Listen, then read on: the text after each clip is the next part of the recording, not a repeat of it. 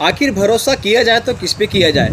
जितनी भी फिनटेक कंपनियां हैं, हम जैसे डिस्ट्रीब्यूटर और सुपर डिस्ट्रीब्यूटर को सिर्फ इस्तेमाल करते हैं ताकि उनको नेटवर्क बढ़ सके, काफ़ी ज़्यादा यूजर उनके पास हो सके। पहले स्पाइस मनी जैसे भी कई सारे कंपनियों ने सिर्फ डिस्ट्रीब्यूटर को इस्तेमाल किया है। अगर मैं अपनी बात करूं तो मैं स्पाइस मनी में खुद एक डिस्ट्रीब्यूटर था।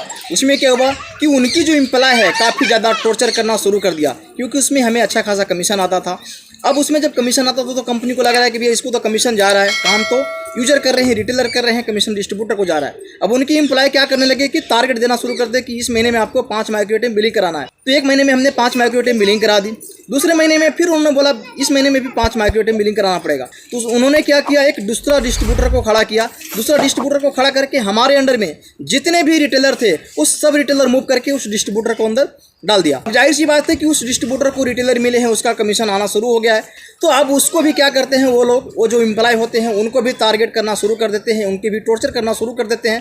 अब वो डिस्ट्रीब्यूटर जब तक बिलिंग कराता है तब तक उनकी आईडी चलती है, वो भी लास्ट में हाथ खड़ा कर देता है। तो फिर क्या करते हैं, वो तीसरा डिस्ट्रीब्यूटर खड़ा करते हैं। तो इस तरह से इनका काम चलता है। वही चीज़ अब ईजी पे में भी होने वाला है। अगर ईजी पे के आप सुपर डिस्ट्रीब्यूटर या डिस्ट्रीब्यूटर हैं तो आपको एक नोटिफिकेशन मिला होगा, जैसा कि आप मेरे स्क्रीन पर देख रहे हैं। ईजी पे ने साफ बोल दिया है कि अगर आप डिस्ट्रीब्यूटर या सुपर डिस्ट्रीब्यूटर हैं तो आपको हर महीने मिनिमम 1000 रुपये का बिलिंग कराना पड़ेगा, या फिर इनकी जो प्रोडक्ट है वो आपको बाय करना पड़ेगा, या इनकी जो सर्विसेज पर कूपन है वो आपको बाय करना पड़ेगा। मतलब मिनिमम कम से कम आपको 1000 रुपये का हर महीने बिलिंग करना जरूरी है। ऐसा नहीं करते हैं तो आपको कमीशन कम कर दिया जाएगा। कम क्या कर दिया जाएगा, आने वाला समय में कमीशन ही बंद कर देंगे। क्योंकि आज आपको 1000 की बात कर रहे हैं, कल आपको 2000 की बात करेंगे, फिर आप 2000 बिलिंग कराएंगे, फिर लास्ट में आपको 5000 की बात करेंगे, फिर आप उतना सक्षम नहीं होंगे, फिर लास्ट में आपकी जो कमीशन है वो बंद कर दिया जाएगा। जब कमीशन बंद कर देगी तो फिर आपकी आईडी कोई काम का नहीं, क्यों काम करेंगे, कमीशन के लिए तो हम लोग काम करते हैं। कई सारे डिस्ट्रीब्यूटर ऐसे हैं जिनको मैंने देखा है कि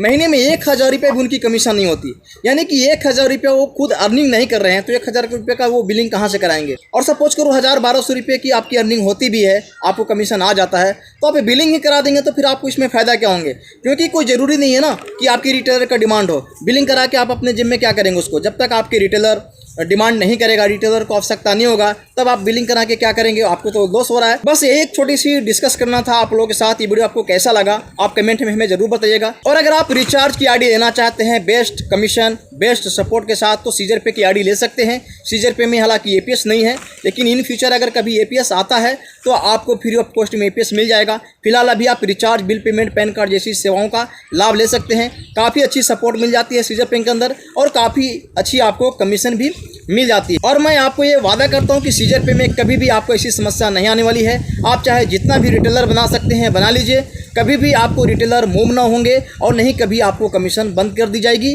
और नहीं कभी आपको कोई ऐसा टॉर्चर किया जाएगा कि आपको इतना बिलिंग करना है, आप इतना रिटेलर बनाना है। कोई भी कंडीशन नहीं होगा, बिना कंडीशन के साथ आप सीजर पे में काम कर सकते हैं। फिलहाल अभी जो भी सर्विसेज है आप उसको यूज कर सकते हैं, और आने वाला समय में अगर एपीएस आता है तो उसको भी आप यूज कर सकते हैं।